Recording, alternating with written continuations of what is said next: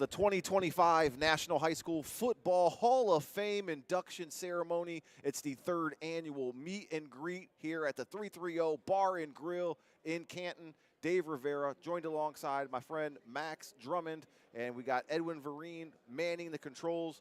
We're going to talk to a very special guest to get this show and program kicked off. This is the man who put everything together, the founder, Lamont Showboat Robinson, giving us some time here this evening. Lamont, tell us about this extraordinary ceremony and an induction ceremony that you guys have put together here. Well, first of all, I'm glad you guys glad to be here, and it's just high school football, and it made perfect sense to have the National High School Football Hall of Fame. You got the College Football Hall of Fame. Right. Of course, down the street you got Pro Football Hall of Fame. But it all started with high school. So when I came up with the concept and vision, I just kind of put it out there, and I said, if we're going to do it, it would make sense here in Canton. Right. Because of the history. Yeah. You're a hoops guy. Yeah. So tell us why it was important for you to start honoring football players. Well, I started off playing football, but I guess I was a little better at basketball. But I've always loved football, and I seen where the high school coaches and players were not being honored. Yeah. And I said, if it wasn't for the coaches, the community, high school football, they wouldn't be college or the pros. Right. So back in '95, some people up in Atlanta had talked about doing it, but it just never happened. So I trademarked the name, federally trademarked the name, called Coach Hall here about 3-4 years ago, and now we're going into the third ceremony. How much preparation goes into planning this event yearly? Wow, right after we get done with this one. Because, we've had big classes. Next year, we're going to kind of make it exclusive, kind of. Maybe 6 to 10 players. Okay. We've been doing 20, 25, 30, to get the roster up and just kind of get the word out there. And, when we first did this, USA Today, a lot of the big publications begin to start kind of tracking us and seeing what we're doing. We end up getting a building in November. Right downtown's about 20,000 square feet, and we're going to make it highly interactive, virtual reality, and give it a home because, if it wasn't for high school football, again, I know I keep saying it, it wouldn't be college or the pro. Right. As we know it. Right. So. Where did the name Showboat come from? Who gave you that name? What does it mean? Well, my grandfather played at Jeanette, Pennsylvania, where Terrell Pryor and all the greats played. And he was a running back there back in the 30s.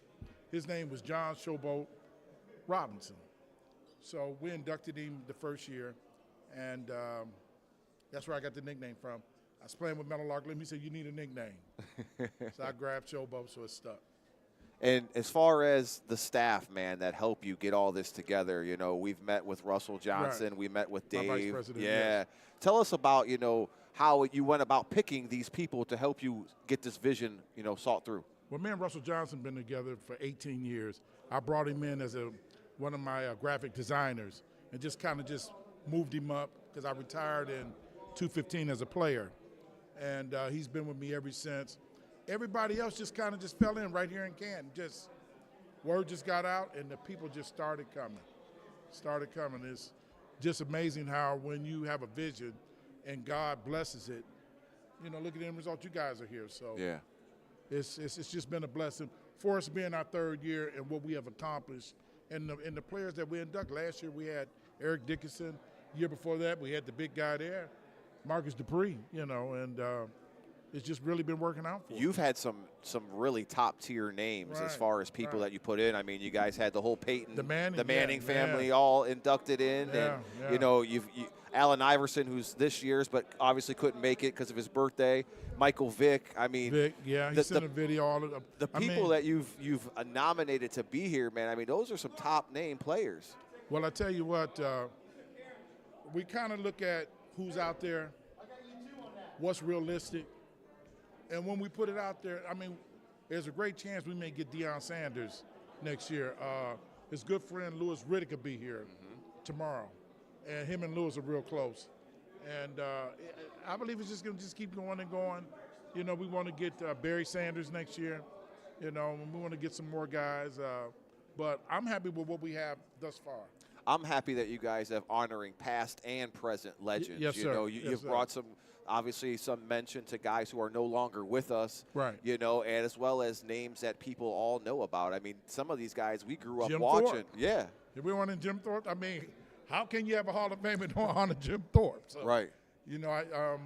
I wanted to kind of wait until we really got things going, and I said, man, we got to put him in. He's going to be the first guy announced tomorrow. It's Jim Thorpe. We have to do that. Yeah. Just out of respect. Max? Certainly so, and I think you kind of touched on it there. What stood out to me, I'm only in my 20s. Some of these names, they've already been in, whether it's the Pro Hall of Fame or college football. Now they kind of get to be reintroduced for the first time. I mean, was that a outcome you saw when you guys were setting this up initially? Right. Well, the thing about it is that you can never honor these guys enough for what they've done and the legacy. And for you to have the College Football Hall of Fame, the Pro Football Hall of Fame, and not a High School Football Hall of Fame, it didn't make sense. And then you got a lot of great coaches. We talk about the player. What about these great coaches? Yeah. We got a couple great ones that's coming in. We got the first black quarterback, the first black quarterback that played at Ohio State.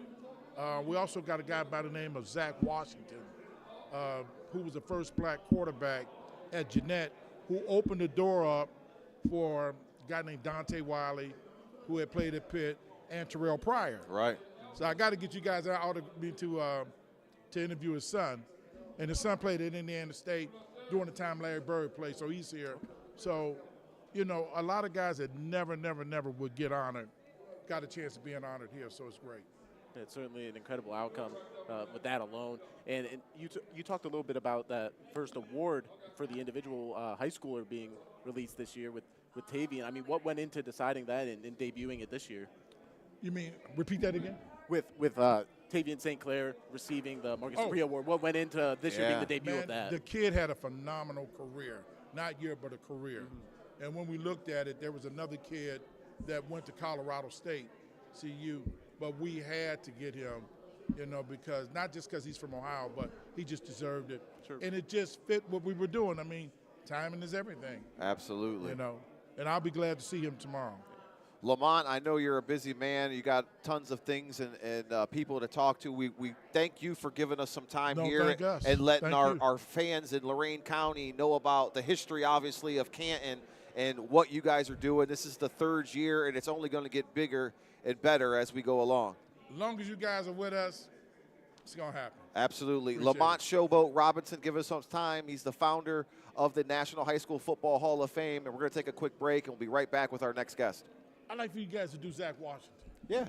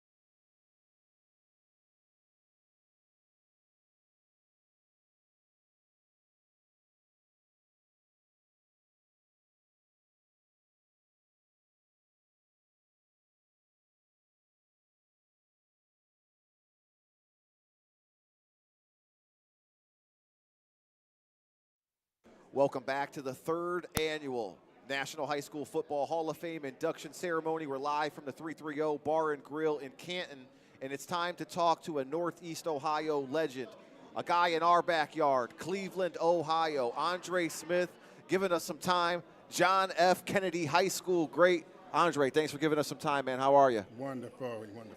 How about you? So how do you feel about being inducted into this third class of the National High School Football Hall of It's Fame? an incredible honor.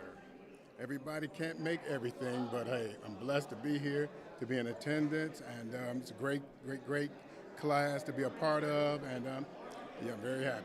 Tell us about your playing career with the Fighting Eagles, man. What do you think back on, and what really sticks out in your head as far as a good memory? And believe it or not, the fact that as a 10th grader, you know, I was put up to varsity to play football, and the coach actually ran an unbalanced line just to implement me in the offense and stuff like that to get me on the field. So his story then was, I got a lot of seniors about to graduate, and I can't let you start, but I'm going to get you in the game. But I got in the game a lot, you know what I'm saying? Yeah. Unbelievable. You played from 1978 to 1980, and you were selected to the 1981 Cleveland East-West All-Star Game. What are your memories about that game in particular? Actually, it was, believe it or not, it was probably one of my best college games in my career. Actually, to the point my coach came out the stands crying, said he had never seen me perform like that. Wish I'd have played all season for him like that. And I had a couple of scouts come out the stands and say, hey, if we can get our hands on that film, son, we can give you a scholarship.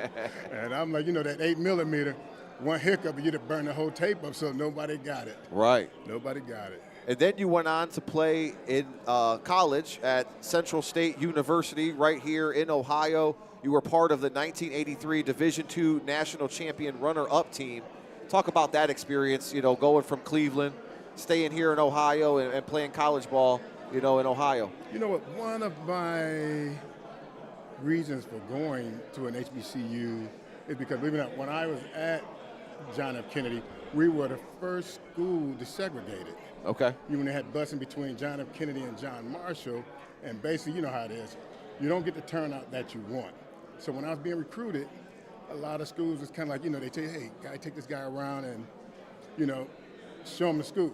And a lot of them like, I don't think you want to come here. Yeah. And so it's crazy, when I went to Central State, a lot of the guys who were upperclassmen when I got put up to varsity, who were very, I would say, nurturing to me. Pretty much they nicknamed me Rookie. Okay. So they saw me on campus and they're like, hey, Rook, what you doing here? And I'm like, hey, I'm just here with my buddy, just looking around.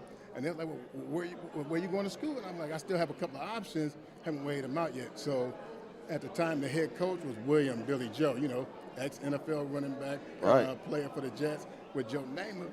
And the guy flashed the Super Bowl ring, pretty much like, hell, son, you can play for me and, you know, you probably can make it to the league. And, you know, I'm like, okay, sign me up, buddy. Yeah. So I get there, and it's crazy because you get to it's an HBCU, and you got to realize not a lot of money and stuff like that. So, you know, we kind of like went from rags to riches because coming in my freshman year, we were 4-7. And then, like I said, in '83, we finally got on the field, got the plan, and turned it around and went 10-0. And, you know, our first game was against the two-time defending champs, Southwest Texas State. Wow. And we beat them. And then we played North Alabama. Then we met North Dakota and in the Palm Bowl in McAllen, Texas. And it was a great experience, you know. And you have to realize they've won championships, and they may hate me for saying it. They won championships, but they were NAIA and we were NCAA. Gotcha. Yeah. Tell us more about the HBCU college experience. You know, a lot of people forget that we have an HBCU here in Ohio. You know, a lot of them are down south. But just talk about, you know, your experiences there. You felt at home, you felt comfortable, and that's why you stayed close to Cleveland. Yeah, you know, it was a wonderful experience. It's, you know, being there, you know, like I said, smaller schools are some of the better schools where, because you get more one-on-one time with your instructors. And you know, as far as your peers, the people you interact with, you have a closer relationship because you're around a lot of people that have a common interest with you. You know? Yeah. And whether it's education, whether it's sports, you can always find somebody that shares an interest with you. And being on the football team, You know, you got to realize we had a great group of guys to come in '81, and by the time we hit the field, we were changing things. And, you know, it builds character, you know, knowing that you can make a difference. It's the same way when I was in high school. You know, you have, like I said, you all know there's God awful a lot of athletes, well-deserving of a lot of things, but get no accolades. Don't get no ink, don't get no press, don't get anything. But, you know, it's sometimes it's just not fair. But, again, I am very fortunate to be here today. You know, Andre blessed. Smith is our guest, John F. Kennedy alum. Have you been following the Eagles? Because they've been doing some big things on the gridiron as of late. I mean, I see them from Lorain County, and they're always in the playoffs, always battling for a state championship. How involved are you back at your alma mater? Got you.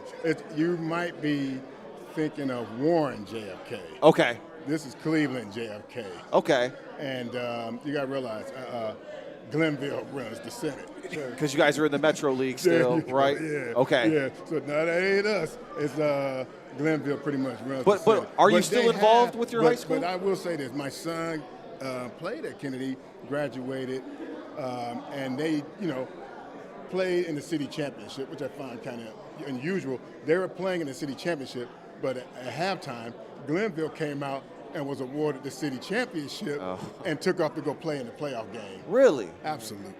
Absolutely. Absolutely. Max, you got anything for Andre? About something that's not fair. There you go there, buddy. That's it right there. Just to get in, you talked a little bit about, as a sophomore, being able to get some varsity playing time. What else would you say Coach Kidd meant to your development and everything that you were able to go on and do with your football career and life? It's crazy. You got to realize, you know, you go from high school and then you are dealing with a pro coach, you know what I'm saying, with Coach Joe. It's like apples and oranges and stuff like that. Whereas Coach Joe was basically a lot of fundamentals, technique and everything. Roy Kidd was more so about the physicality of the game. Because we were playing Massillon, we were playing St. Ed's, we were playing some of these big schools. Yeah. But you got to realize we were AAA at the same time, but we didn't have I put them at the system that they have.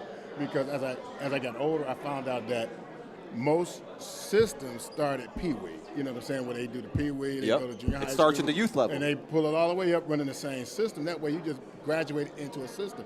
But in the Cleveland system, it's a mishmash. We got Pee Wee teams, junior high school teams, and nobody's running the same system. So when you get there, you have to learn from scratch.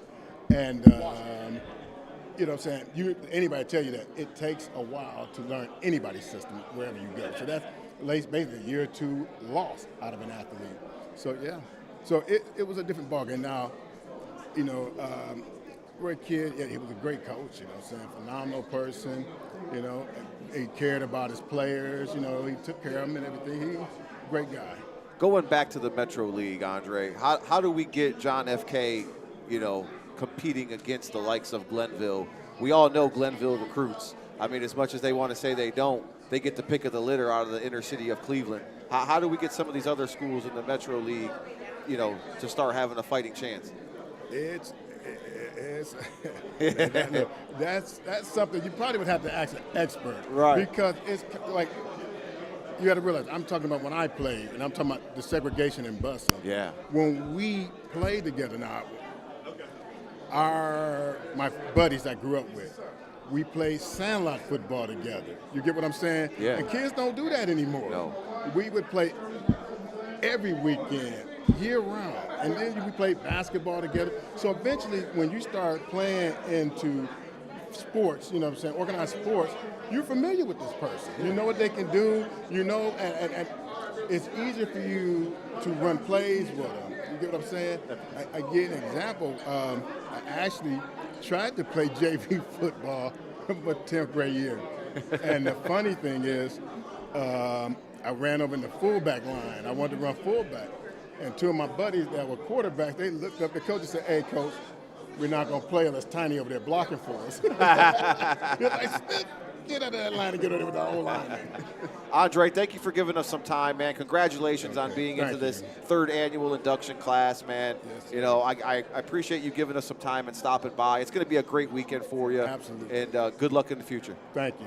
Andre Smith giving us some time from Cleveland, John F. K. High School. We're going to take a quick break, and we'll be right back.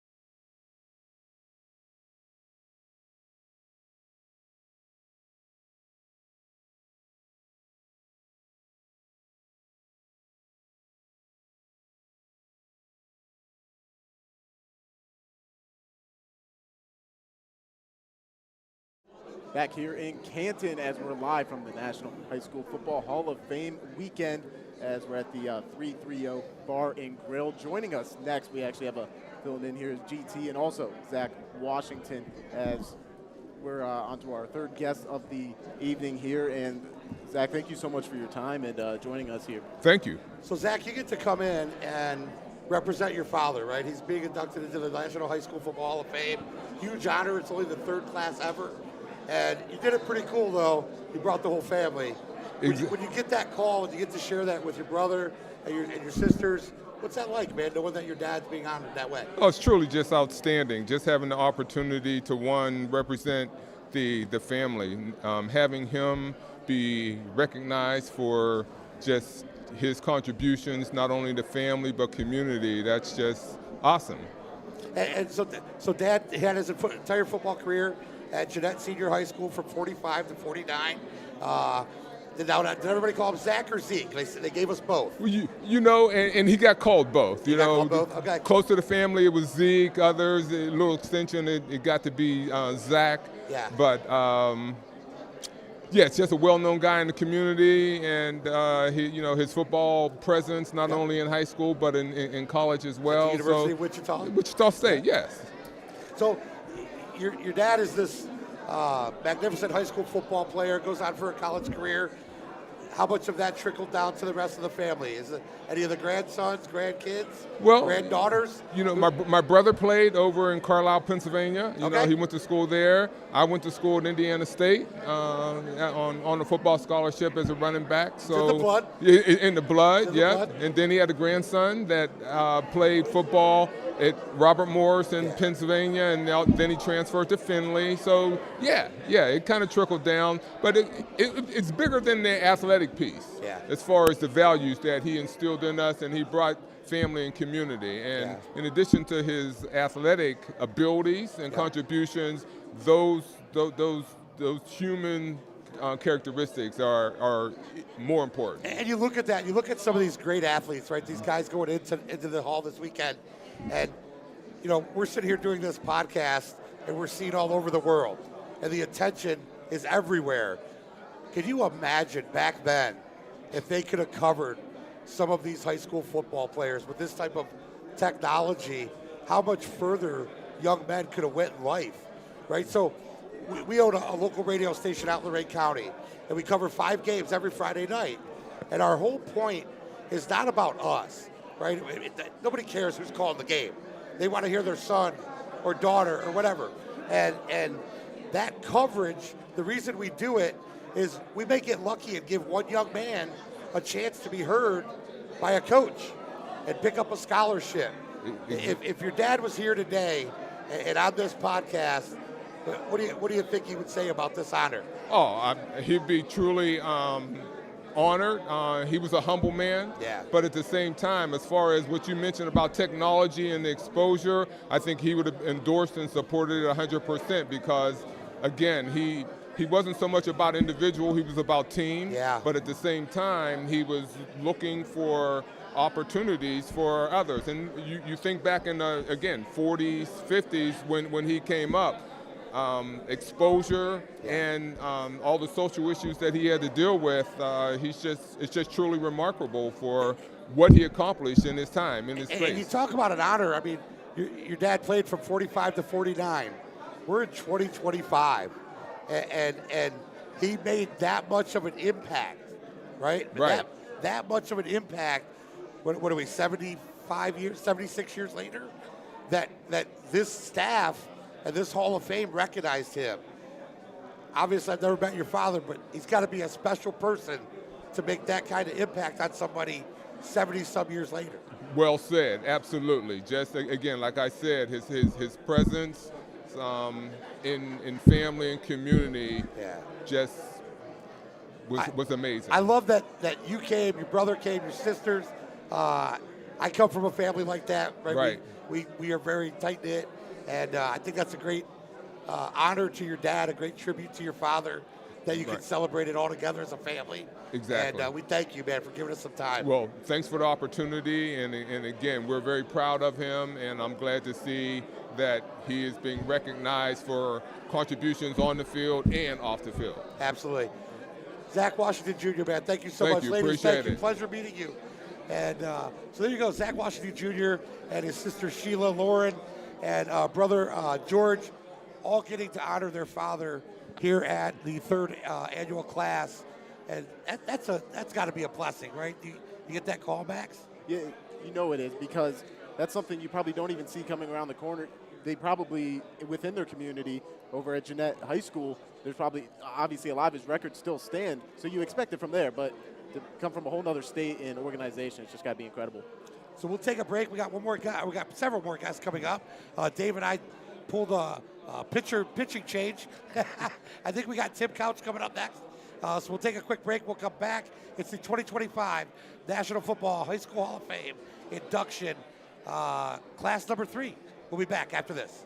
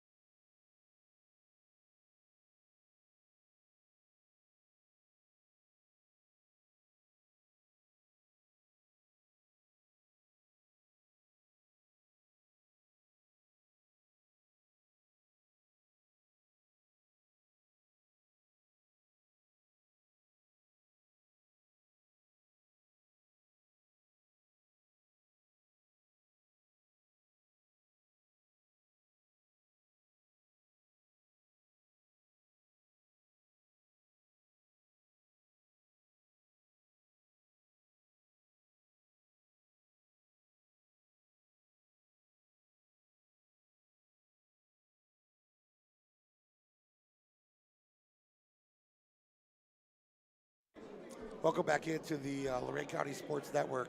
And this next gentleman is going to need no introduction to Cleveland fans especially. But joining us right now, Tim Couch, going into the 3rd annual class of the National High School Football Hall of Fame. And Tim, obviously you played here in Northeast Ohio for the Browns. Started all in Kentucky. Started the air raid offense in Kentucky. Yep. Broke every record that I think existed at University of Kentucky. What's this honor for you to get that call and say, we know you had a great career with the Browns. We know about Kentucky, but let's go back even further to high school.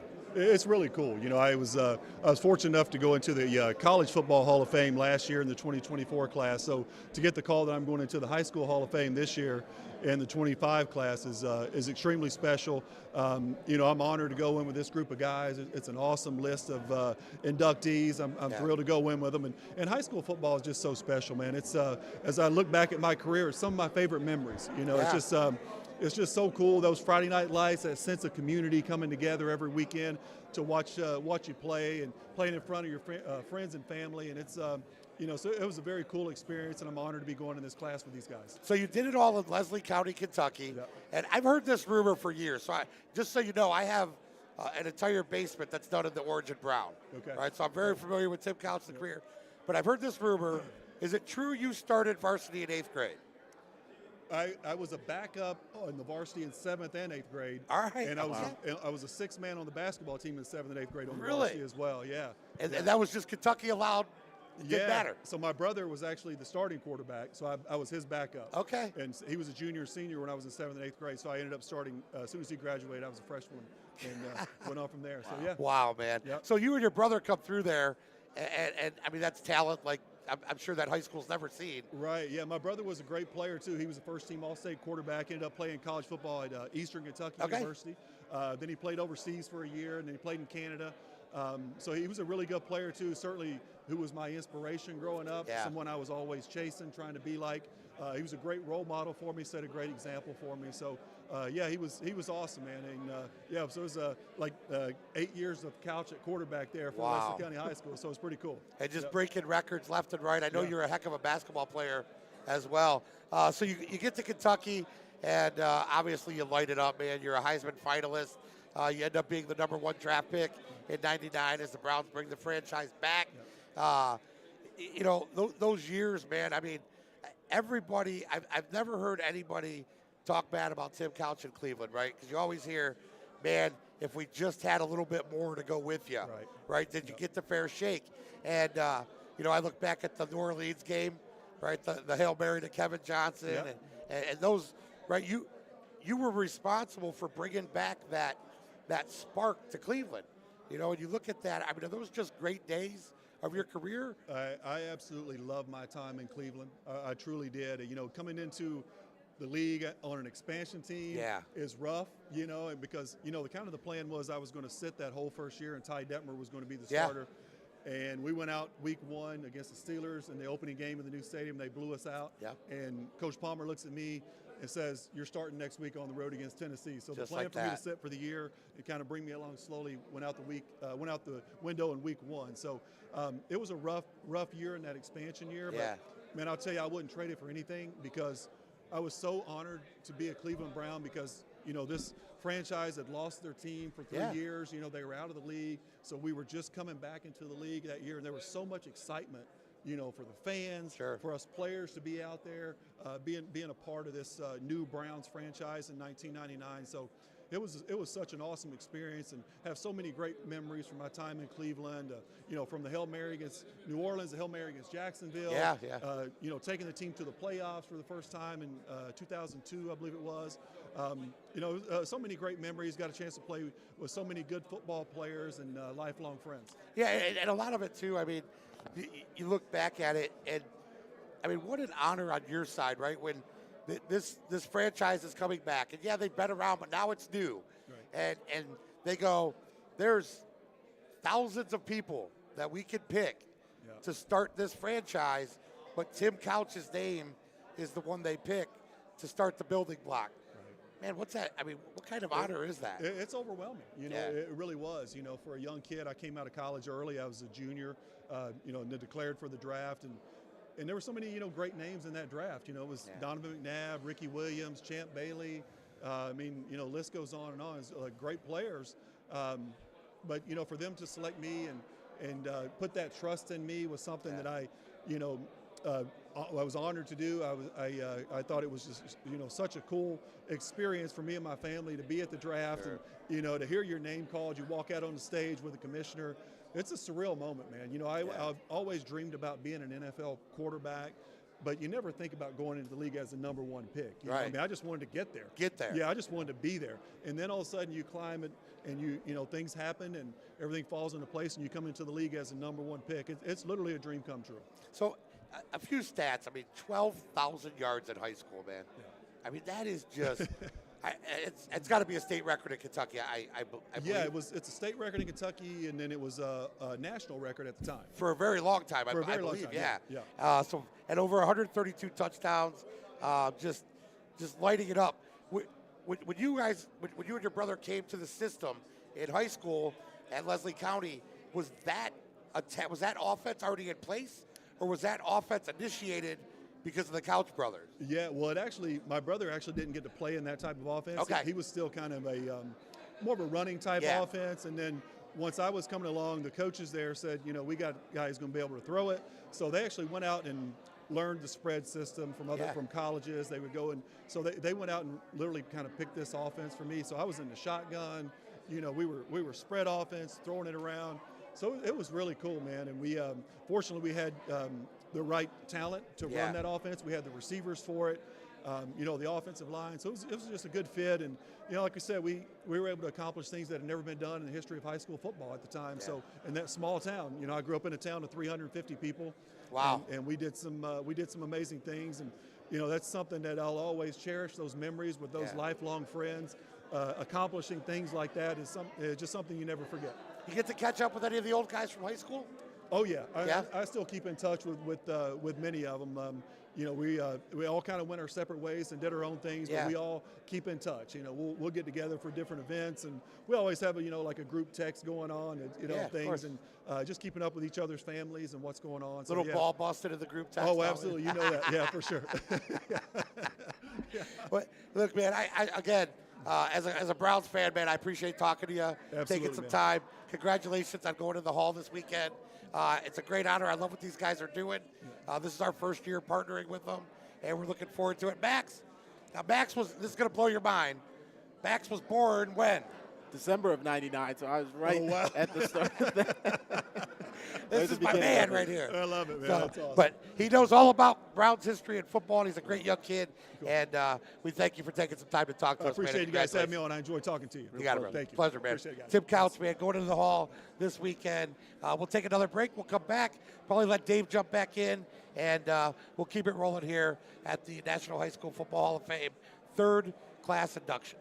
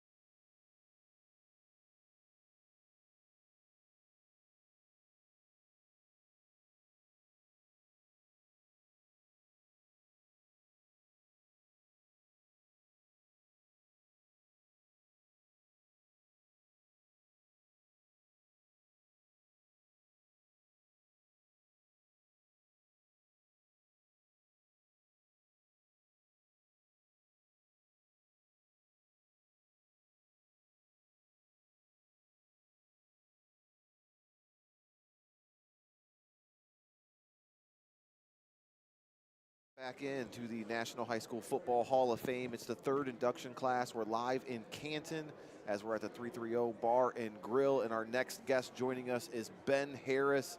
He is from Alabama, and he was a quarterback at Alabama State University. Ben, thank you so much for giving us some time. How you feeling this evening? Thank y'all for doing it. I'm doing okay.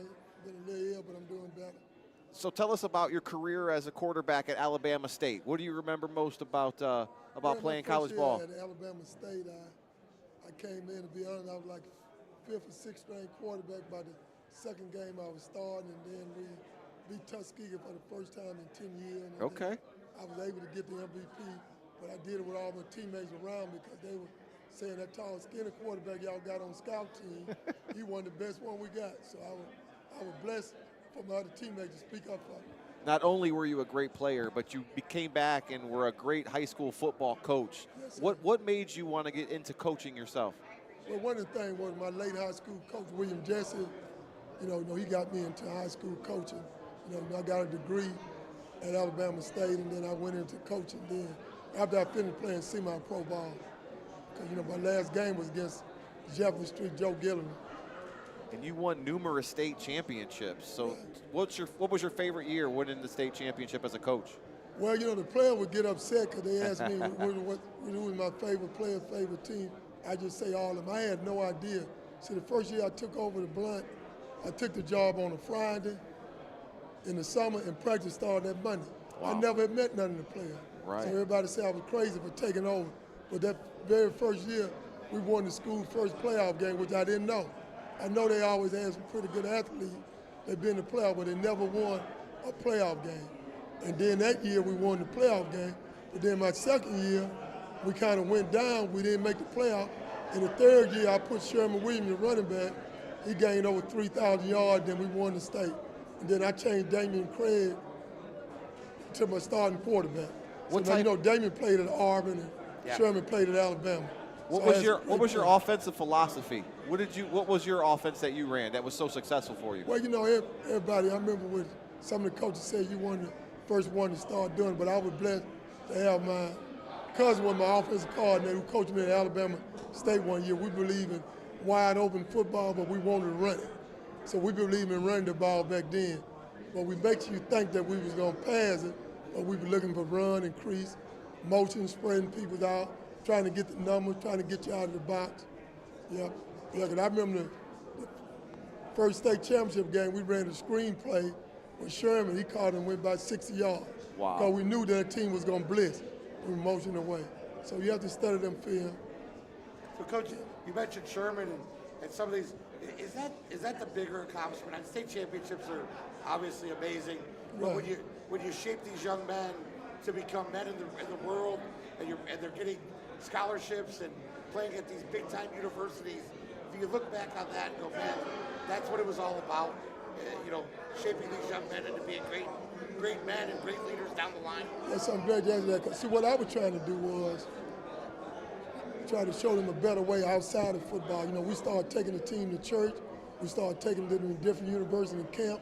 Yeah. And then everybody said, Coach, how you get all them in to go to all them camps? We were going to all kind of camps and taking them. So to show them that it was a better word than out there with drugs and fighting and killing each other.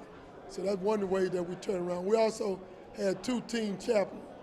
Oh, So, wow. we had 2 team chaplains. In high school? In high school, we had 2 teams. They were older ministers, and they wanted to be part of it, so we were blessed to have them. And it was all about them wanting to help shape the youth.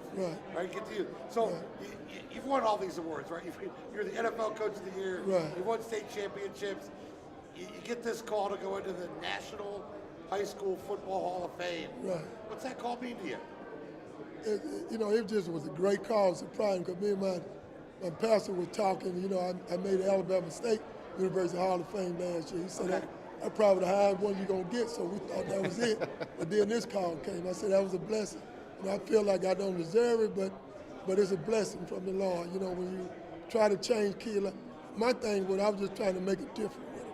I didn't know we was going to win all these games. My father died in '92 of a massive heart attack. He got a chance to see one state championship game. And then my father was worried about me coming over there because he was my rival when I finished high school from Thomasville High School. I didn't go to Blunt. That was our rival. So you imagine one of your rivals, you going over there coaching, so it make it extra hard. What are you up to now, Coach Harris? Just enjoying retirement, enjoying life? Well, one of my players supposed to be here tonight, Sherman Williams, down. And then, Sherman just got the new head coach job at Murphy High School. Okay. Sherman played for the Cowboys, got in a little trouble, went to federal prison, did his time, and now he out. So they named him the new head coach. So I went over there for a few days, tried to give him motivation. But I think he's going to do a great job. I think everybody deserves another chance, not a second chance. My pastor always say, Coach Harris, if the Lord just gave all a second chance, we all would have been there. He gave everybody another chance. Now, Coach, are you still residing in Alabama? Yes, sir. I reside in Alabama Okay. with my wife, and we have 3 daughters, but my wife and him used to follow us around everywhere. So, it's just amazing. Still going to high school football games? Are you still going to games? Yes, sir. I still go to games when I can. Once it's in you, right? There's no, you can't. One of the games I go to, my godson is assistant coach at Thibodaux High School. Okay. That same school where Hanford Dixon Yeah. go to. So that's why I go a lot of the games. Okay. So when I go there, they always take care of me. Well, again, man, we from our crew, congratulations to you. Thank y'all for the on interview. a truly great honor, and Yes, we sir. thank you for giving us time tonight. Thank y'all. You got it. Absolutely. Coach Ben Thank y'all. Harris, Y'all have a our good first coach of the night. Yeah, that's Ben Harris from Alabama and played at Alabama State. He is a I guess I can NFL figure high it out. school We can coach of figure out the to get a year. win out of it. As we got Thank you. Coach Pleasure. putting the microphone back together, and we're having a great night here. We're down in Canton as a lot of players, a lot of notable people here Yes, sir. throughout this building, and it's just an honor to be included into this group as it's the 3rd ever National Football High School Hall of Fame. And Gary, we're taking a look at this room, and we're just seeing people that we watched and people that we know of, and it's one of those surreal experiences for us. It is, man. I mean, these are guys that, you and I grew up watching, and you get to talk to a guy like Tim Couch, and, for us, I mean, when Tim Couch becomes the quarterback of the Browns, I'm maybe, 99, so I'm, about his age, about 21, 22, somewhere there, and, came back and tried to bring back this program. Then you talk to Coach Harris, right, and I mean, 5 state championships, and but I loved what he said when he said it was great to win state championships, but molding young youth into men, right, and taking these young men and turning them into good citizens and good people outside of football meant more. And man, I think when you hear that, it just shows what kind of person he is. It shows, obviously, while this organization has decided to bring him into their Hall of Fame. So I love hearing stuff like that, man. That's what high school football's about, and it's all good. So Gary, this is our next guest. This is Ray Freeman, former Yeah. Denver Bronco. Yes. He's from Warrensville Heights, Yeah. right up the road from us. Got the camp going on, right? Or Yeah. coming up, right? Yes, Saturday. Yeah. he just That's right. joined us on WOBL. Ray, Gary is the owner of the station. Oh, okay. I'm So- supposed to meet the man. Yeah, so Ray has already been inducted. He's already got his red jacket. Yeah. And he's got a remarkable story, man. He got a kidney transplant. He got another second chance at life, and he's used it in great ways to help the youth of Warrensville, and he wants to make a difference. That's what his main goal is right now. Ray, just talk about this evening and this event so far, man. It brings back memory, Dave. As you know, I went in with the inaugural class with Marcus Dupree, Mike Doss, Bernie Kosar, Jim Brown, Paul Brown. So I'm remembering when I came here 2 years ago and seeing these guys, it's like you had a firstborn and boom, you birthed them. And one thing you said that made sense, you want to make children good men, good citizens, and that's where I'm at on it. And Dave knows this. I mean, I put all my energy and effort into having those kids walk across that stage and get a high school diploma and try to get them into some type of trade or at least go to college. And we follow that same philosophy, right? Dave and I talk about this all the time. Is when I got a chance to take these stations over 5 years ago, our goal was to elevate our high school sports coverage. And people said, well, why? What are you going to do with that? There's no money in it. It wasn't about money, right? It was about every game we do. Nobody cares if I'm calling it or Dave's calling, right? They want to hear their son score, or they want to hear their name on the radio, right?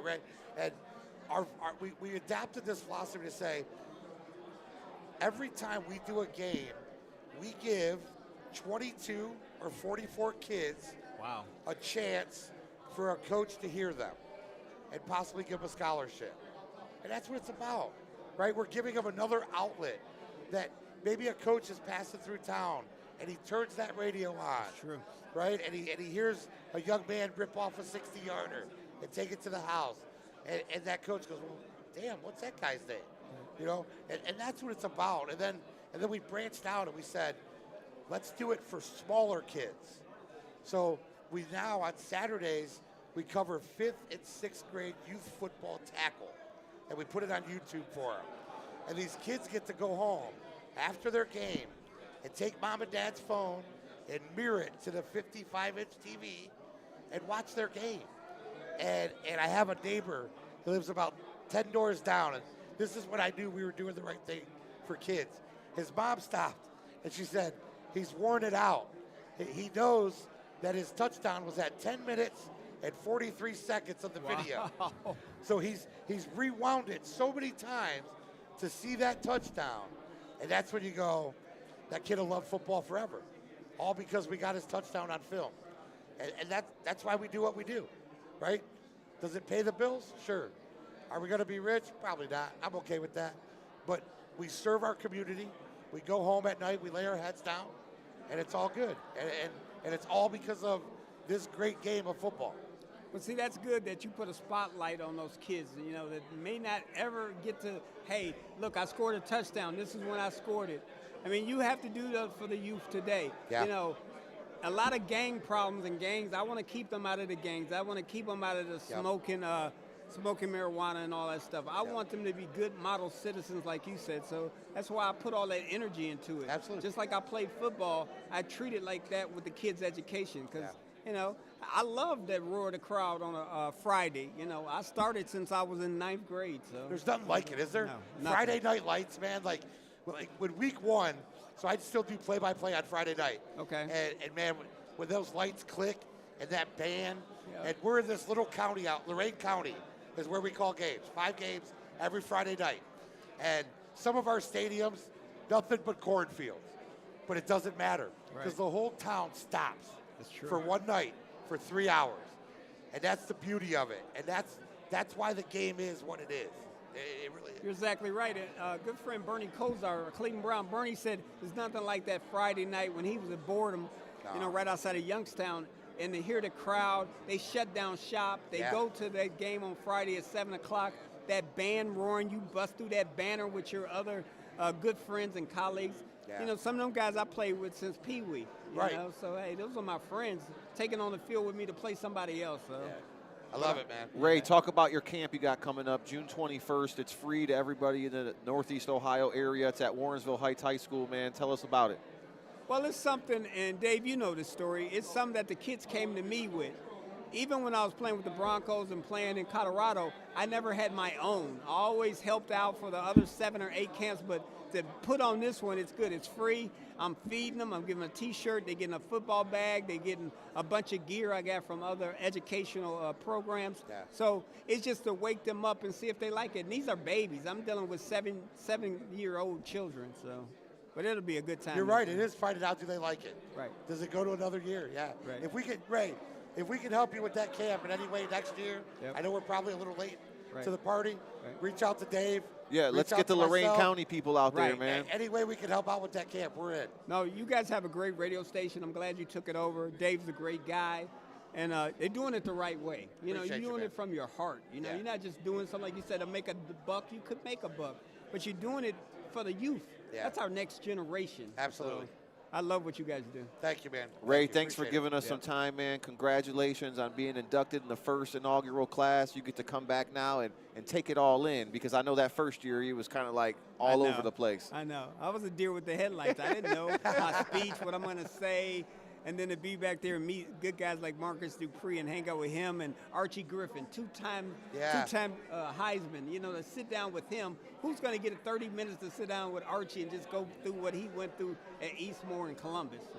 Absolutely. Ray, thank you for giving us some time, anytime. man. We You too, appreciate it, man. Pleasure. Anytime. Former Denver Bronco, former Colorado Buffalo, Warrensville Heights Tiger alum Ray Freeman giving us some time here. We are going to take a quick break, and next guest here on the studio. Don't go anywhere. You're live from Canton as it's the 3rd annual induction ceremony, National High School Football Hall of Fame.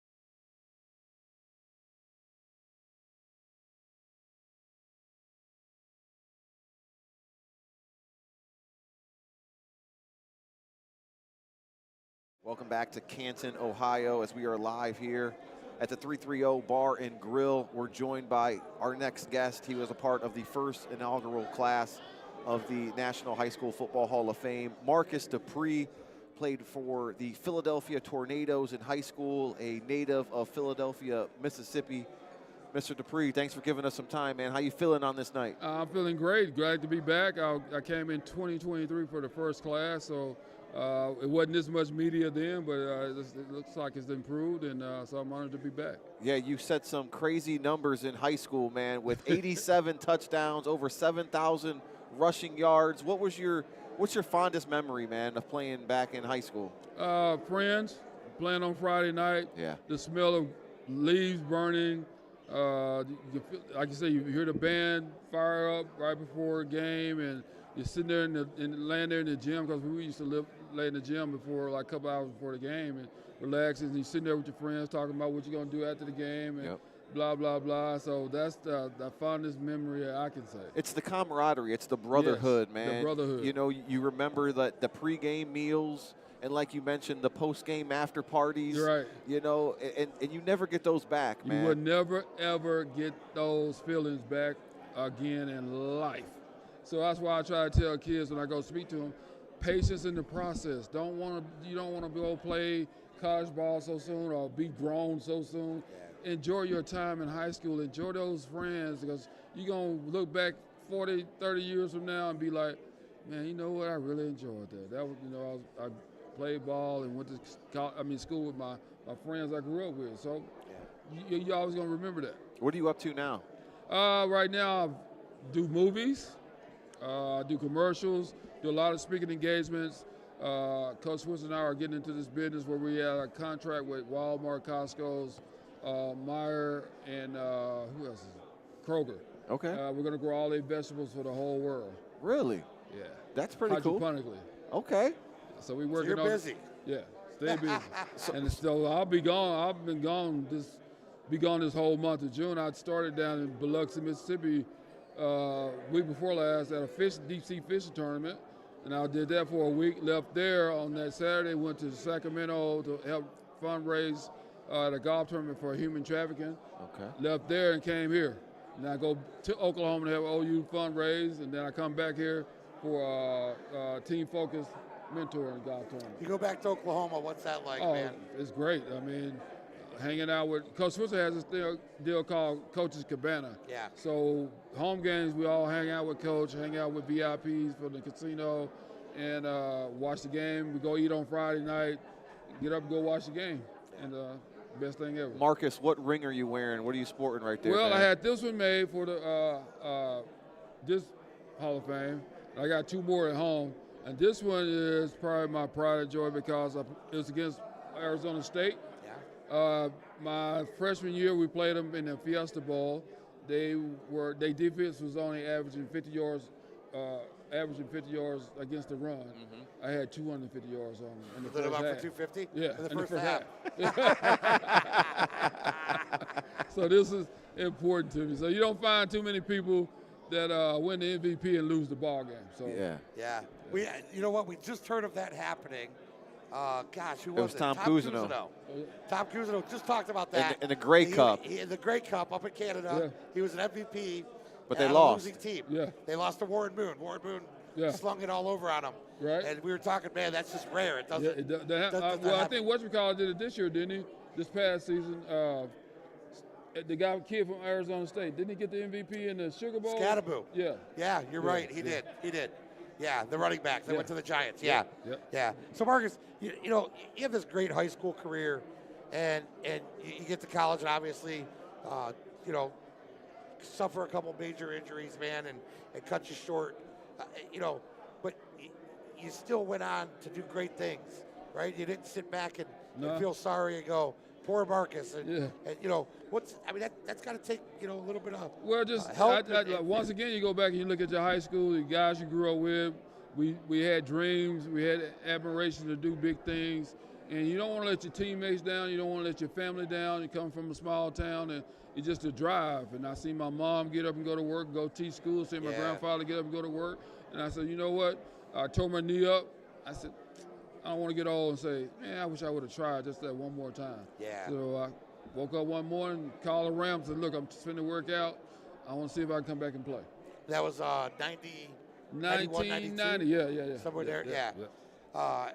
So, man, I love that you come back to this. You come back every year as an ambassador and support it.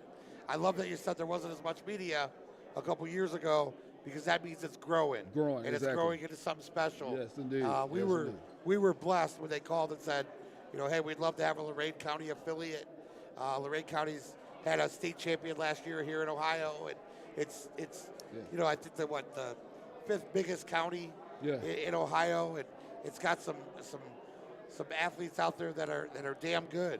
And we'd love to be able to spotlight them and show that Ohio's got some great athletes. Oh yeah, you guys always got good athletes up here, no doubt about that. How does your playing career now transition to your acting career? Are they similar? Is it completely different? I mean, for you to be doing just movies. like I never took acting lessons, so I told the guy who called me the first time, I said, man, I've been acting all my life. Remember when you used to get that ass whooped? Mama, please, you're killing me.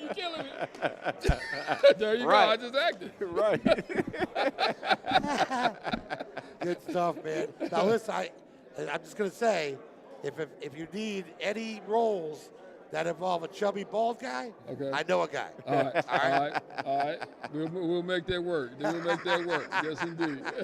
Marcus, thank you so much for giving us some time, man, and for stopping guys for by. coming and participating, man. Absolutely, it means a lot. It's a great event, and it's only going to get bigger from here. Bigger from here. Absolutely. Right. Marcus Thank you, Dupree, guys. Oklahoma Sooner standout, legend, joining us here in Canton. We'll take a quick break, and then we'll come back and see who we're going to line up next as we got about a half hour left.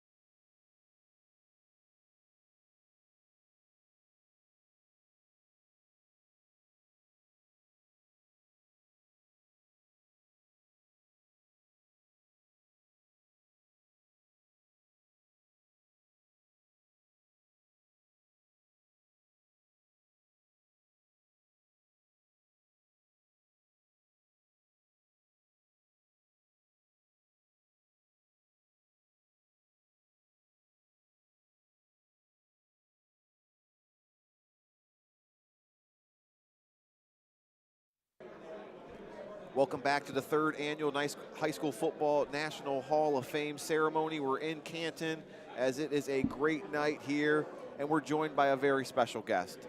It's Felicia Kelly. She's the daughter of Leroy Kelly, former Cleveland Brown great that we all grew up watching and loving. Felicia, thank you so much for giving us some time. How are you doing today? I'm well, thank you. Thank you for having me. So it's good to catch up with you. Born and raised in Cleveland, Ohio. Yes. Dad's back at home. Give us an update on how he's doing, what he's up to right now. Dad is well. He's 83 years old now. He's not traveling much these days, but his health is good. His mind is great. He's very funny. He's really a comedian.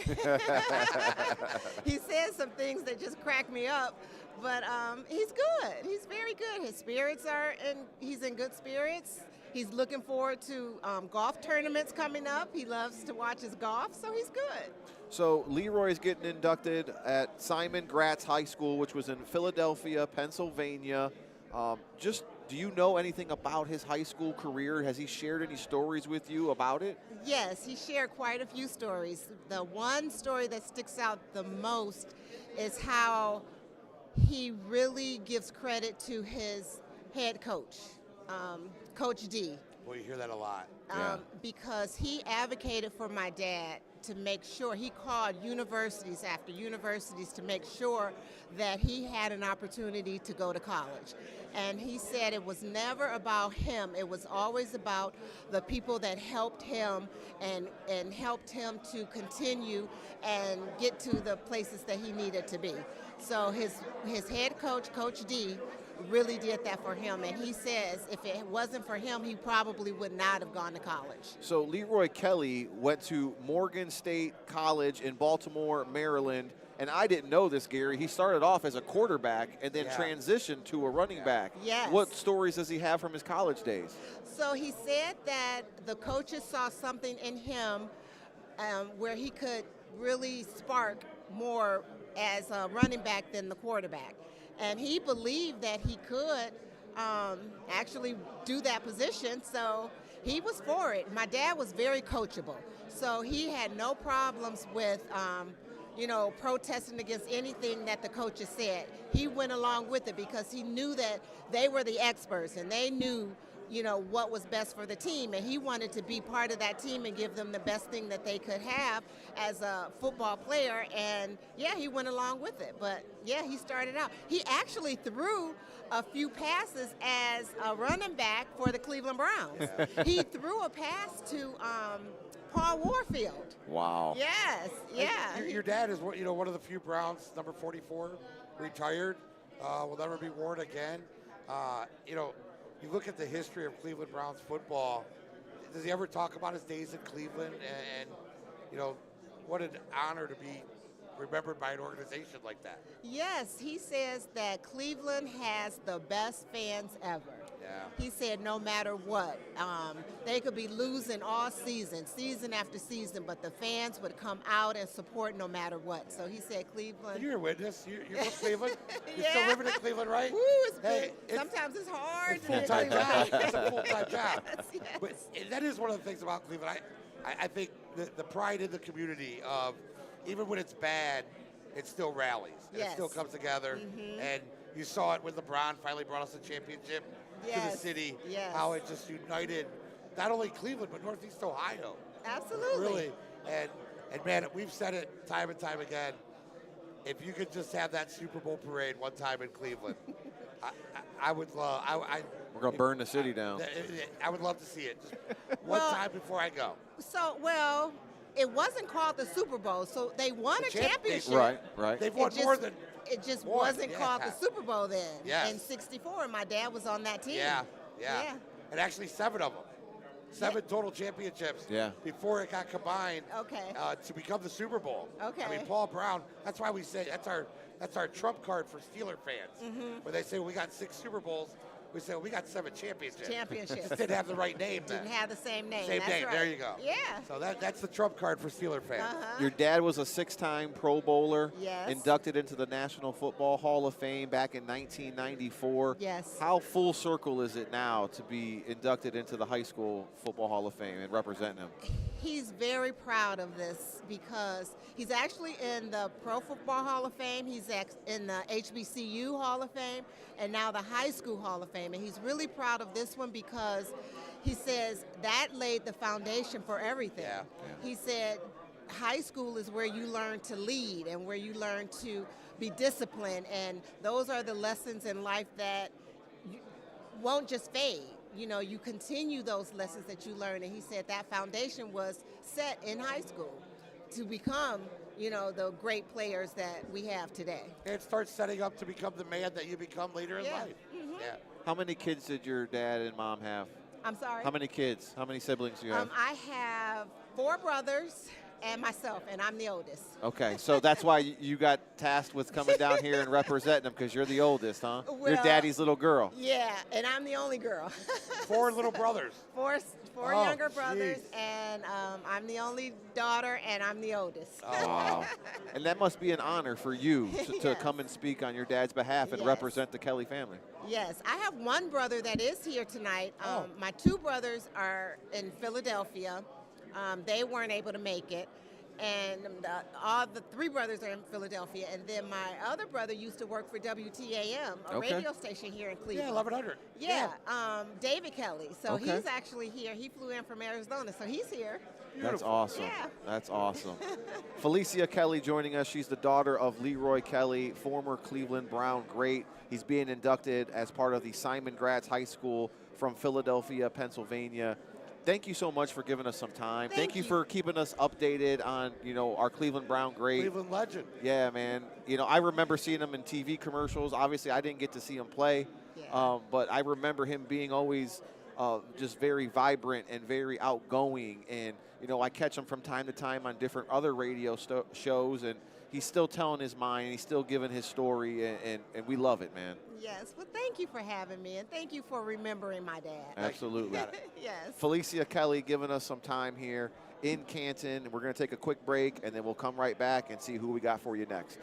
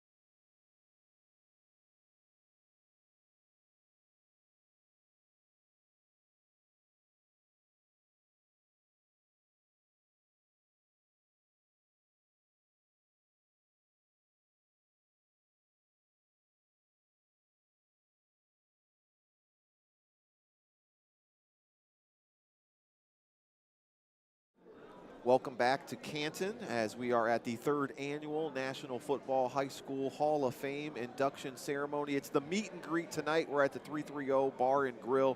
Our next guest is Mickey Sullivan. He's a revered figure in Virginia high school football, best known for transformative leadership at Fort Union Military Academy, where he was the head football coach and athletic director over 4 decades. Mickey, thank you so much for giving us some time. No, for you, we talked a minute ago, just being here, and being part of this group for me, from being from a small place, is really a big deal. It's, you know, we were all excited about being here, and you know, just appreciate you having me on. So you had a record of 200 wins in your coaching career. Yes, sir. Just talk about that experience in itself, and then we'll talk about some of the guys that you coached earlier. Well, you know, the wins, I think, kind of came. You know, it was, and I've said this to a lot of people. I was at a small school. We only had 400 boys, 9 through 12, and you know, we're kind of like I told you, we're boarding school out in the country. You know, getting boys to come and wear a military uniform and march with a rifle and learn how to do right face and left face. It's not quite as much fun as it is to tell them to come and, you know, I'm going to throw the ball to you 10 times and I'm going to hand it to you 15 times. Right. That kind of stuff. But I went to school there. That was one of the things that drew me back. And I was able to go into a situation, be successful with a lot of great kids, some great coaches, and just do some things. And like I think the biggest thing for me is it's exciting to see they all grew up, but we were pretty good for a long time, and a lot of it is because kids who didn't have to do it. Now you got to understand, they were paying to go to school there. Yeah. You go to mommy and say, "Look, Mom, I'm going to save you." I think when it first started, it might have been $15,000-$20,000. Now it's almost $40,000. Wow. I don't want to go to school there. Mom and Dad are going to say, "Okay, you can go home." So they had to want to stay, kinda. Yeah. And we had to recruit. It's like I talked to a couple of my players along the way. Eddie's one of them. You know, we dealt with the portal every year. I mean, I had 8 or 10 kids every year that came in new that started for me the first game, and you know, half of my squad graduated and left because kids would, you know, they graduate. Some of them would leave. Some of them wouldn't decide not to come back. Whatever.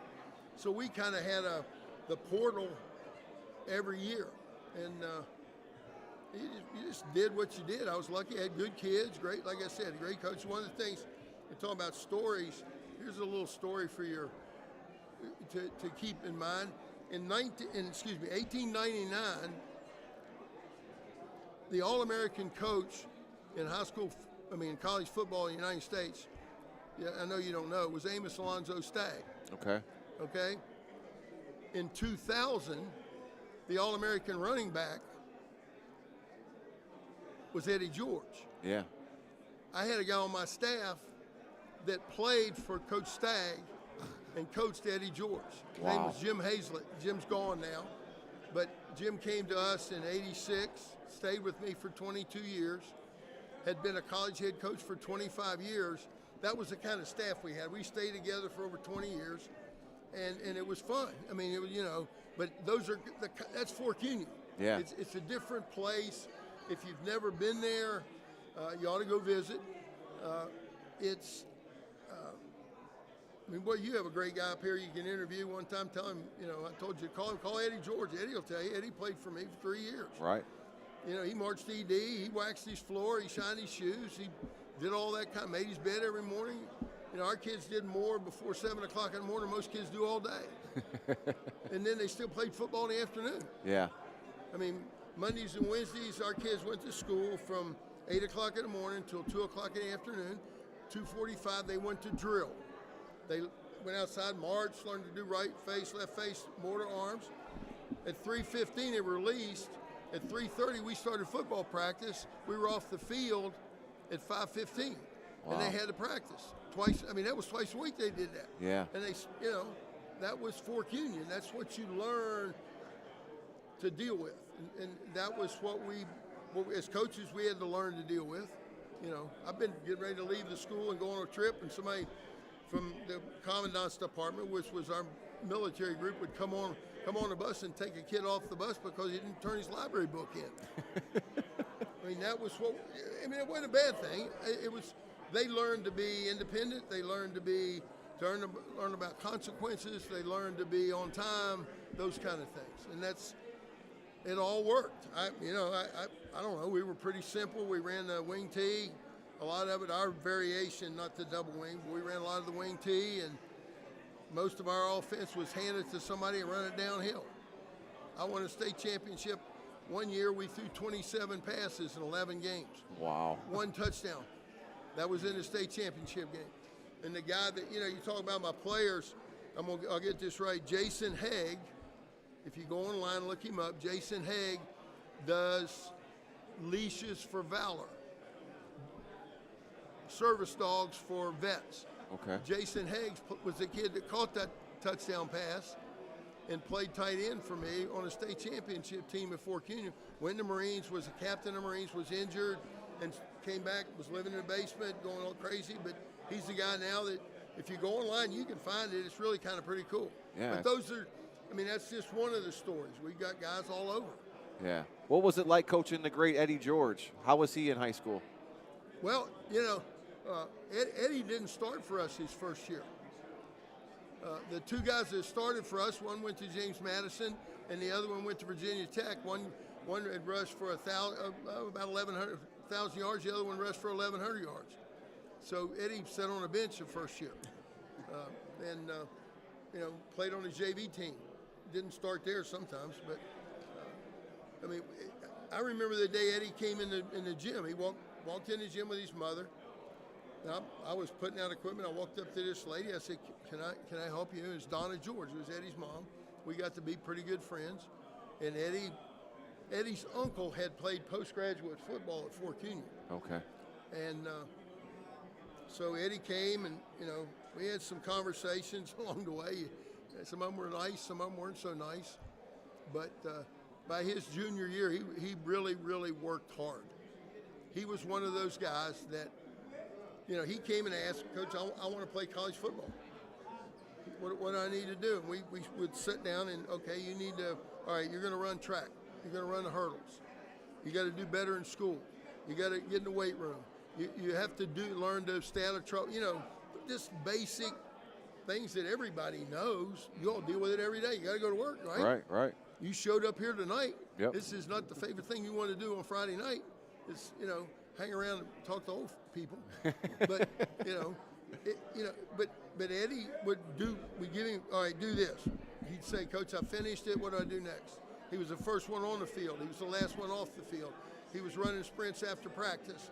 He was in the weight room longer than anybody else. He did those things. Well, he got bigger. I mean, he weighed like 175 pounds when he came to me. Yeah. You guys look at this monster. I mean, Eddie George was a skinny little kid. He had big legs, but he was like 175 pounds, maybe 6'2". And then, he got, I guess, he got a little bit bigger. And when he got a little bit bigger, he ran a little bit better, and he got a little bit smarter. I got a story. You probably don't want to hear it now about how he got recruited to Ohio State. I want to hear it. I was going to ask you how highly touted was he? He was playing for me as a senior, his last year at Fork Union, and you're gonna have to find the guy's name. Shucks, I can't remember his name. But there was Danny Osmond, who had been our student trainer, went to Ohio State as a student athletic trainer, and talked to Bill Connolly. That's his name. Bill Connolly, who was an assistant at that time at Ohio State. And he kept saying, "Have you looked at Eddie George in Virginia? Have you looked at Eddie George in Virginia?" And finally, Bill called me and said, "I need to see a tape." And at that time, Eddie had one offer, Edinburgh University. Okay. One. I had begged Marshall. I'd begged Cincinnati. Give him a half, he'll go. Oh, no, he's not big enough. He's not tough enough, blah, blah, blah. Well, Bill looked at the film. He called me and said, "I want to have him for a visit." Okay. So we set up a visit after the season. Back then, you did all this stuff after the season. Now, all you guys are dealing with a whole different bunch of ducks than I had. Is he around now? No, it's different. It's just, they're everywhere. But he went on a visit. He came back. I was talking to him today on the phone. He called me on the way up here, and we were chatting. I said, "I remember the day you went You came back from Ohio State, and he started laughing. I said, I met you in the hallway. Now, you can't do that now. You have to wait for everybody to get back. Back then, you could walk to the terminal gate. We're walking down the terminal, walking down the aisle. Eddie says, Coach, I did something you told me not to. What are you talking about? He said, I committed to Ohio State. I said, okay. He said, well, you told me to take 2 visits before I made up my mind. I said, all right, why did you decide to commit? He said, Coach, they have a Buckeye Grove. And if you're an All-American at Ohio State, you get a Buckeye tree with your name beside it. He said, Coach, I want a Buckeye tree. And he's got a Buckeye tree if you've been up there. Oh, yeah. He's got, well, they stole it a bunch of times. They stole the plaque a whole bunch of times because, you know, it's Eddie's. But, I mean, that's Eddie. He'd come back to Fort Union when I was coaching. He was playing in the NFL. He'd wear his earrings, and I'd hug him. I said, man, look at those things. He said, you want me to take them off? You can't wear them. The kids, they can't wear them at Fort Union. Yeah. He said, I'll take them off. I said, no, don't worry about it. But that's Eddie. People, you all are going to love him at Bowling Green. Right. You're going to love him at Bowling Green. So talk about that. Did you ever think he was going to be a coach? No, he called me before he took the job at Tennessee State. I told him, he said, Coach, I'm thinking about being a coach. I said, you're doing what? Because at that time, he was on Broadway. He'd done some movies. You know, he was moving forward. He's got his business. And I'm going, okay. You do know, and we went through all the negatives. We had a long conversation, probably a couple hours, talked about the good and the bad, all that. So we talked about it today a little bit I said, now you're in love with it, aren't you? And he just laughed on the other end. I said, I told you. Yeah. Told you it's addictive. I said, if you put that stuff the way we feel when you come through that tunnel on game day in a bottle and sell it, you'll be a rich man. Yep. And he laughed. But that, I've talked to him all along the journey. But to answer your question honestly, no. But it doesn't surprise me because if you look at what he's done, everything he's done, he's been good at. Who thought he was going to be on Broadway? Right. People didn't think he was going to be on Broadway. I mean, he played 10 years in the NFL. You think Eddie George's going to be on Broadway? No. But, I watched it. I mean, it's like, really? I thought it was kind of cool. But, but that's, like I keep saying, that's the kind of guy he is. There's a lot of kids like that I had. There's a bunch of them here that are just good guys that grew up to be people. They're colonels in the Air Force. They're guys that own property in Knoxville. There's guys does a hunting club in South Carolina. I mean, we go on and on and on. That's, to me, that's the wins. That's more important than the 200 on that piece of paper. Yeah. The 200 on a piece of paper, they'll be gone. Nobody, when I'm gone in 10 years, nobody will remember, but they'll remember those guys. Right. They'll make their mark. And if they help one more like I was helped, maybe I helped them, we're all even. Max, you got anything for Coach? Well, the thing that stood out to me when you were talking about Eddie, he was certainly a model player, student. And when you were in that portal era, so to speak, what were the qualities you were looking for that even now in present day, as Eddie is a coach, what are those qualities you look for? I always look for guys that number one, I'd sit down set them down by myself. And today that's hard because they got trainers and they got their managers and they got all these. But I'd sit down with the kid. I said, now you want to be here? Why do you want to be here? Because I invited any kid that applied to, was accepted to school to play football. A lot of them would come in. I said, why do you want to be here? Why do you want to play? Well, you're looking for kids that want to work. I guess Saban says it pretty well. You got to find the right guys to get on the bus, and you got to put them in the right seats. That was the job every year, was finding the right kids that wanted to play, that you knew were good kids. Now, they're boys. Now, remember that. They ain't Definitely. angels. I mean, I didn't have angels. My kids weren't choir boys. But they're good kids that wanted to be better than what they were. And my job, I was a pusher. My job was to push them to places they didn't know they could go and weren't comfortable going. And that's kind of what we look for. And in the portal, if I was recruiting in the portal today, that would be the first question I'd ask a kid. Why do you want to be here? Now, if he said NIL money, unless he was a starting quarterback or something, I'd probably you probably need to go someplace else. I mean, I love it that the kids are getting money. My granddaughter plays basketball at Lipscomb College University in Nashville, and they get a little bit, not a lot, but they get a little bit of money. It's nice. Sure. Hey, I went to college. I didn't have enough money to go to the movies. You know, I mean, that was the way it was. So getting something is good, but what's turned, like, it's the Wild West, and there's too much money involved. Yeah. You got 18-year-old kids getting $4 million offers to go play whatever. I mean, that's life-changing money. But finding the right kid in the portal, that's got to be the hardest thing in the world, because some of those kids have been in 5 schools in 5 years. Right. That's one of the things I'd look at, I think, maybe not, but is, okay, first time, why do you want to transfer? Why do you want to leave the school where you are? Yeah. I mean, is it academic? Did coach leave? The coach left? We're in good shape. Okay, that's no problem. I understand that. You don't like your coordinator? Okay, I didn't like mine either. Okay?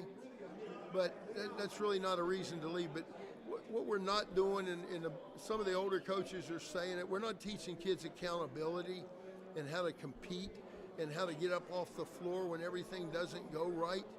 We're letting them go anywhere they want to go and do whatever they want to do. You got a kid plays linebacker for you, 5th school in 5 years. Okay? Which school does he go back to alumni day? Right. There's no loyalty. Which friends did he make? I don't know if you guys played. You guys played? Absolutely. Okay, you played. What's the best thing about playing? It's your friends. It's not, you don't remember. You remember the stories with your buddies. Yep. Good and bad. Uh-huh. But some of the games you remember, but some of them it's like, I mean, I can tell you a little bit about those games we won and lost. I can tell you more about the ones we lost. We lost 3 to Russell Wilson. State championship games. Yeah, he played at collegiate school in Richmond. Russell beat me 2 years in a row on the same damn route. Oh, yeah. Wow. Coach. Post corner. Coach, thank you so much for giving us some time. Congratulations on being inducted into the National High School Football Hall of Fame. Appreciate it very much. We wish you nothing but success, and thanks for catching up with us and sending us some time. Good luck to you. Absolutely. Nice. That's head coach Nice Mickey meeting you. Sullivan as he's being inducted from Virginia High School football. He coached at Fork Union Military Academy, as he has given us some time here today, and we are super excited to have him with us. Thank you. We're going to get ready for our next guest.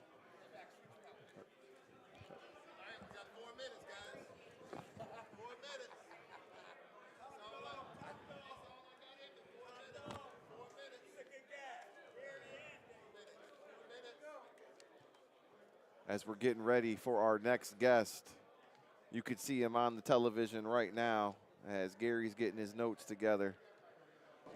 We're talking about none other than top dog, Hanford Dixon, giving us some time. Hanford, man, thanks for joining us, brother. Oh, you guys are welcome, man. How you guys doing? I'm doing great, man. How you feeling on this great night, being inducted in the 3rd annual class of the High School Football Hall of Fame? You know what? I'm feeling really good. I'm just blessed and happy to be inducted.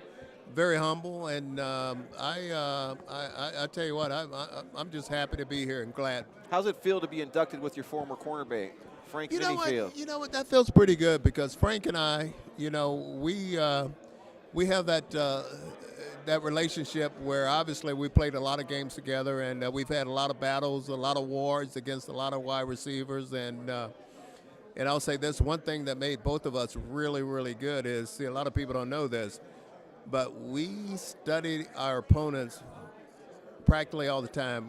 After we finished a game, like say if we was on an away game, back on the plane immediately, right after the game, we would go to our next opponent, sitting down, just trying to see what kind of little we can get up on the opponents, trying to figure out what they're going to do, how they're going to try to attack us, and things like that. So, but to answer your question, just feel good going in with him. Hanford, obviously we're Northeast Ohio guys. We're huge Browns fans. What is it? When you think back that you and Frank started the whole top dog and the whole dog pound, and that thing is went on now for, what are we going on, 40 plus years? Yeah, If I'm not yeah. mistaken. I mean, to know you left that kind of legacy in a city that drafted you, you got to play your career for, what's that mean for something like that? You know what? It's crazy right now because we're actually coming up on the 40-year anniversary this year. And to think that this thing is still going strong today is unbelievable.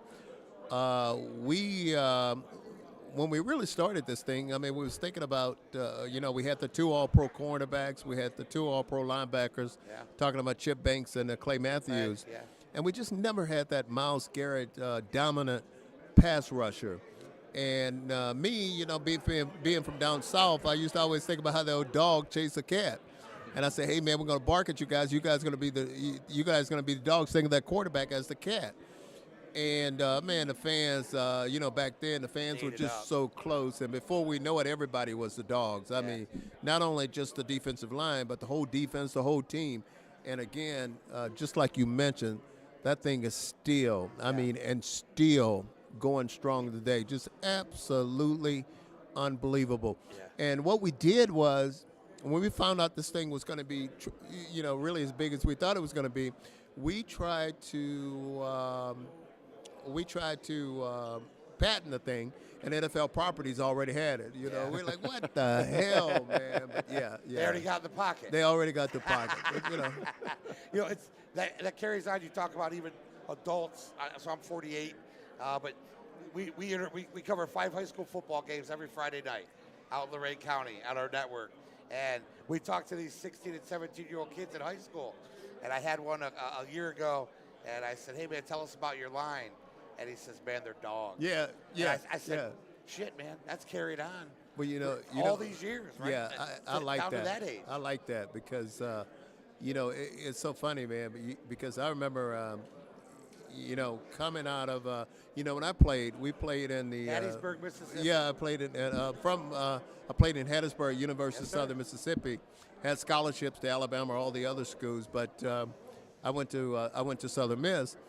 And speaking of the dogs, I remember coming out of that tunnel that we had. You remember the old stadium? How you used to come through the tunnel, baseball, because baseball was played there field, too. Yep.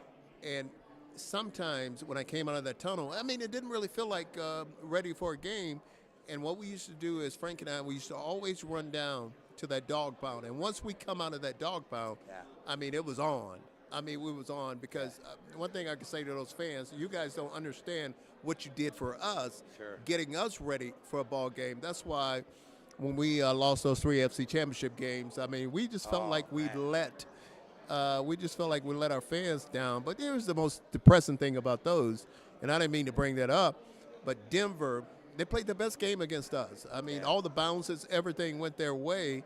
But when they played in the Super Bowl, it was totally different. They laid an egg. And we're like, what the hell? Why don't you do that for just one of our games? Right. So, Well, you look back at that, too, and you go, and wait a minute. I thought you told me 4 minutes. Maybe I'm biased. I got my watch going. One more. Okay. One more. You look back I at don't that. drink, dog. I don't drink. No. Go. All right. You beat them probably 9 out of 10 games. Yeah. With those 2 teams. And that's what made those years so tough. Yeah. Yeah, and it's so funny when they always see us, they give us that little grin. We know what he's grinning about, but I would give him the same grin if we beat them 3 times. But it's all good, and that's why I just love this football team right now. I just hope, obviously, we won only 3 games last year. So hopefully, we got work to do. Hopefully, but I like the makeup and the things that they've and the things that we've done this year. So I'm pretty excited about it. So hopefully we can get this thing going. Well, we appreciate you, man. Can we get the bark before you get out of here? Guys, I wouldn't have it any other way without leaving here without giving you guys some kind of bark. That's it. Hanford Dixon giving us some time, man. Okay, Thank you so much for joining us. I don't care what anyone says. The best to come out of Southern Miss. You got it. Thank you, They dog. can say Brett all they want. Thank you, dog. And you remember Ray Guy? Ray Guy, yeah. You're welcome, dog. Thanks, Hanford. Okay, Thank you.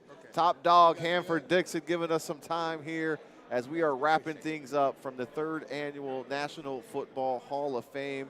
Gary, what a great evening, man. And this is just the beginning. We're so lucky to be included in this, organization. Russell, Lamont, Amber, putting this all together, including Lorain County, and bringing you some of these names that we grew up watching. We got to talk to Tim Couch, Hanford Dixon, along with many, many others, man, and it's just a great feeling, especially for our fans back in Lorain County. It is, man. It's just another, testament of what we're trying to do for high school football in Lorain County. We want to give kids an opportunity to be sitting in these chairs one day and be a part of one of these classes. And I think that's what makes it special, our coverage of high school football, what we're trying to do. And we'll give you a teaser. Be on the lookout. We have a meeting next week with the National High School Football Hall of Fame and a couple others. And we're going to maybe be bringing something real special. Yeah, we're looking to showcase Lorain County, but the rest of Ohio as well, all under one umbrella. So stay tuned for big news coming your way. We mentioned we're now the official radio home for the Ohio State Buckeyes, as we'll be bringing you football action every Saturday. But first, high school kicks off, and we're under 70 days away before Friday Night Lights in Lorain County. We'll be dropping our schedule Monday. Our high school five games every Friday night. We'll drop that Monday to the public. So get ready for that. You can start circling all the games you want to tune in for it. That's probably all of them. So. We're hoping Avon can defend their state championship from last year. We'll see what Coach Mike Elder and staff have in store. For everybody here, Gary Tollett, the owner, Max Drummond, Edwin Vereen, I'm Dave Rivera. Good night from the Hall of Fame city in Canton, Ohio.